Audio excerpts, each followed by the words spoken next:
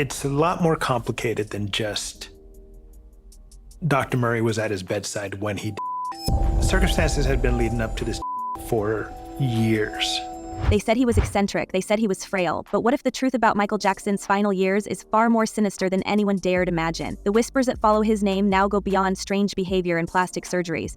They point to a chilling possibility, that the king of pop was replaced by a manufactured double after refusing to bend the knee to a secret industry order. The Michael we saw, stumbling through bizarre interviews and public appearances in the 2000s, may not have been the man who gave us Thriller at all, but something, or someone, else.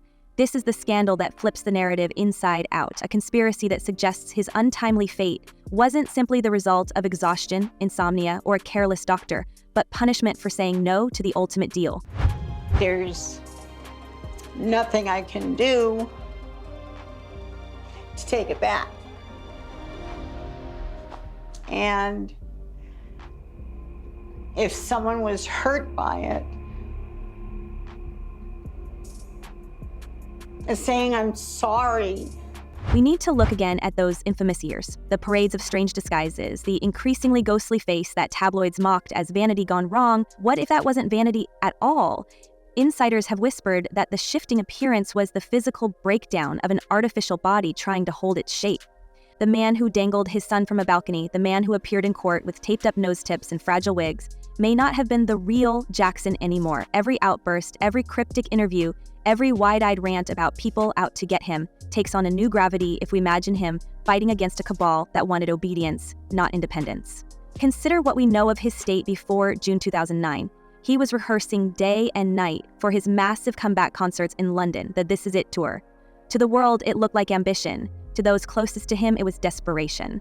Reports from backstage rehearsals show a man struggling with insomnia, unable to sleep without heavy, hospital-grade sedatives. But what if that insomnia was less about nerves and more about programming breaking down? A copy, unable to function like the original. His own daughter, Paris, later insisted her father was silenced in a setup, and his sister, LaToya, has repeated for years that he predicted he would be taken out for his music catalog. When we line those suspicions up against the strange, unearthly decline of his appearance, the story changes. Maybe the king of pop was screaming. And I'm not saying allegedly. Oh.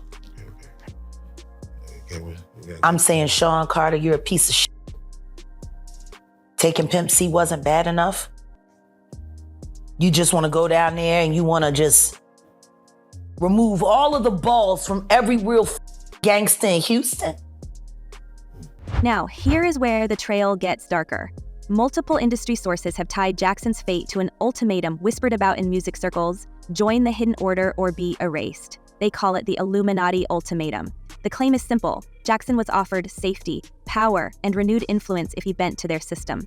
He refused. He wanted control over his catalog, over his life, over his legacy. The refusal was not tolerated, and according to the speculation, one man stood at the center of orchestrating Jackson's removal: Sean Carter, better known as Jay-Z. We know Jay-Z rose during that very era from chart star to global mogul, his Roc Nation empire spreading its influence into sports, streaming, and politics. Could his sudden transformation from artist to kingmaker have come at a cost one sealed in secrecy? Diddy, meanwhile, is painted in this theory as the decoy, the flamboyant frontman who dazzled at parties and boasted of empire building, while in the background his longtime ally was pulling strings.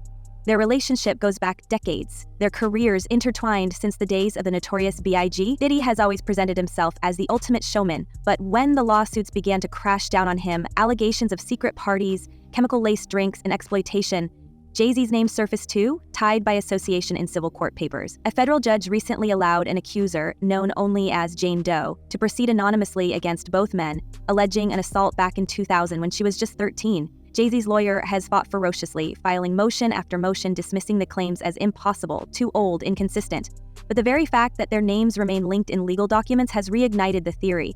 Were these men not just party companions but collaborators in something much more powerful?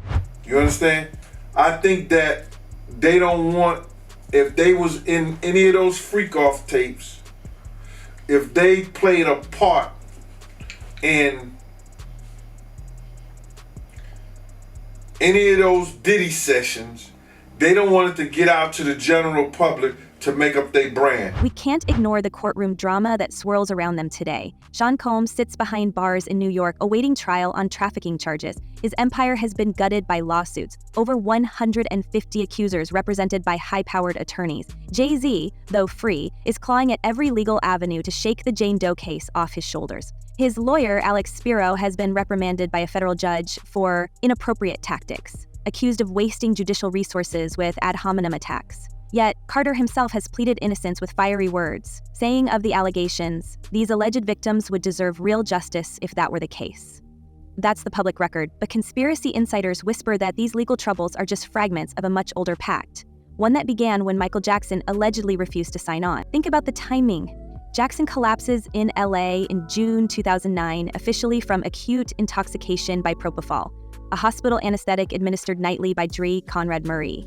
The coroner called it homicide, but Murray was painted as the fall guy, a lone doctor taking the blame. Jackson's daughter, however, has said her father predicted his fate, that he knew powerful forces were coming for him.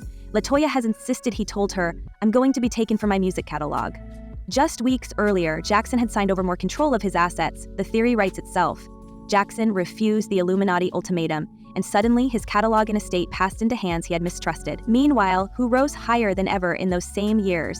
Jay-Z, who cemented his status as the untouchable mogul of modern hip-hop. Jay-Z new video with Nas and DJ Khaled is a scene with checkerboards. These are all occult Satanists. It is not just about one man's career, though. It's about a pattern.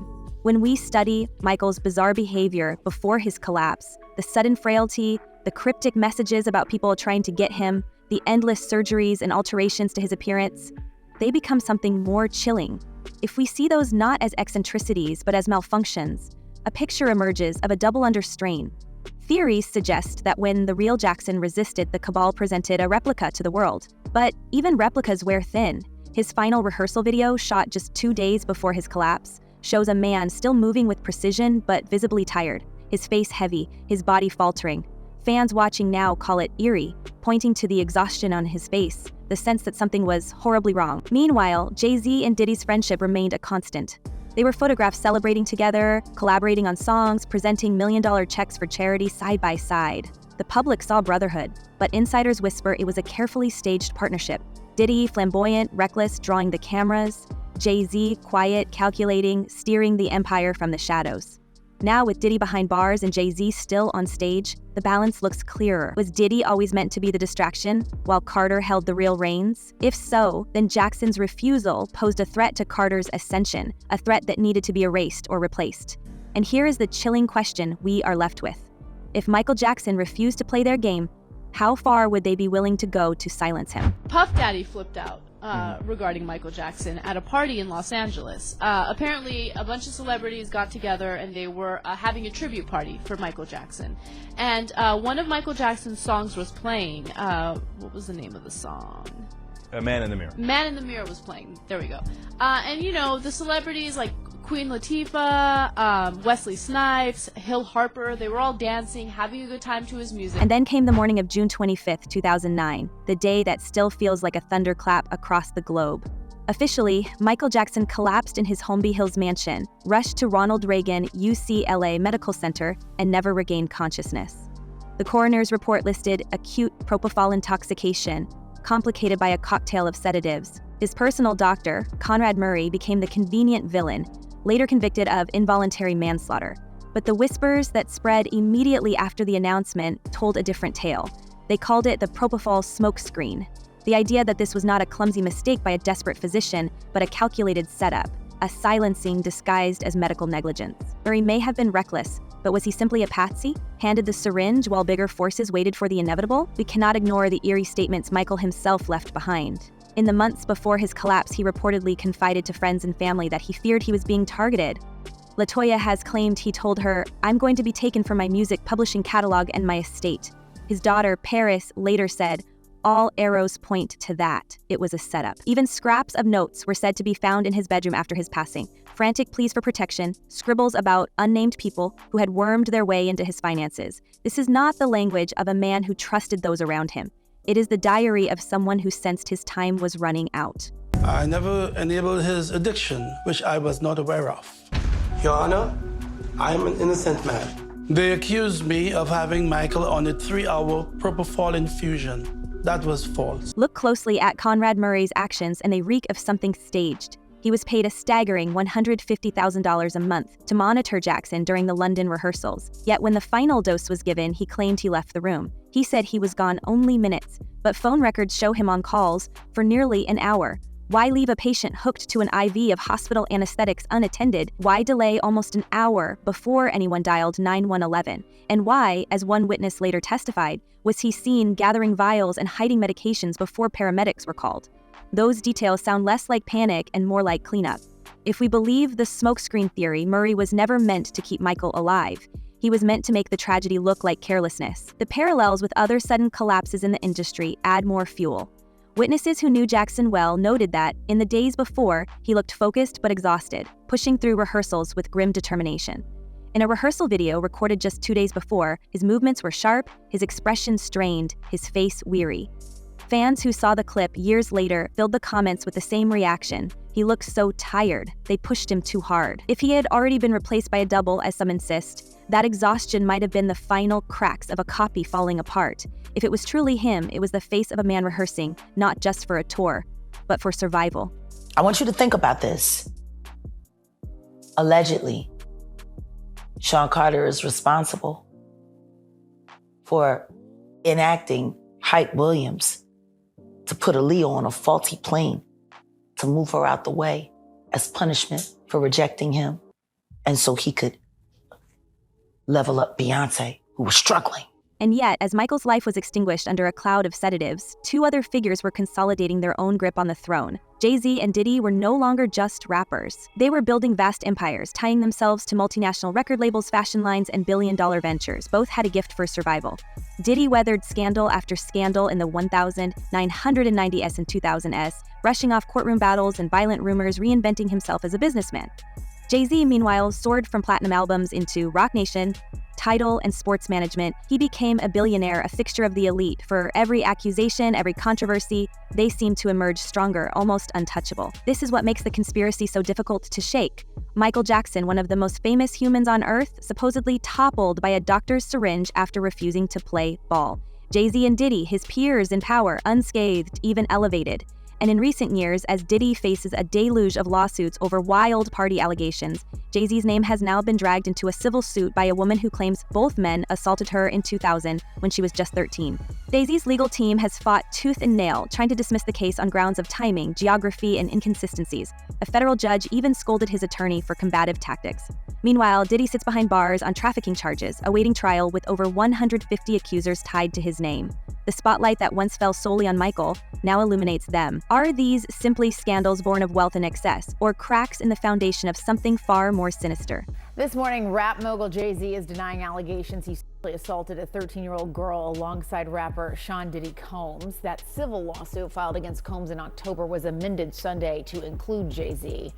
The accuser, identified only as Jane Doe, says she was assaulted by both men. We have to ask why some stars are destroyed by scandal while others glide through storms. Michael Jackson spent years dragged through court over allegations, his reputation shredded, his health wrecked. He won his trial in 2005 but was never truly free of suspicion. His comeback was meant to reclaim his crown, but instead it ended in tragedy. Jay-Z, by contrast, has been accused in court filings, berated by attorneys, tied publicly to Diddy's downfall, and yet he continues to stand as the Empire State of Mind mogul. Beyoncé supports him, business partners trust him, and his influence remains largely intact. What deal did he make that Jackson refused? Even Michael's will has been questioned. Some of his siblings claimed he did not sign it, that it was a forgery, that his estate fell into hands he did not trust. That would neatly fit the theory that his end was not chaos but calculation. We know his catalog was worth billions. We know he feared people wanted it. And we know that within weeks of his passing, the catalog and his estate were shifted into structures controlled by executors, not family. Jay-Z at the same time was expanding his influence with major label partnerships. If control of the music industry was the cabal's prize, Michael's catalog was the crown jewel. There are people who did short sales on their stocks right after that, made a lot of money, including Sean Carter. Now I'm going to ask you, why would non-disclosure agreements need to be signed for an accident?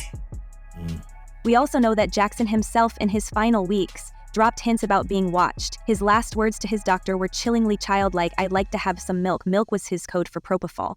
But elsewhere, his tone was darker. He said they were after him. He scrawled notes begging to get these people out of his life. His own daughter later admitted he would drop hints about people being out to get him. And when Paris Jackson, at just 18, told Rolling Stone she was convinced he had been set up, many fans felt vindicated.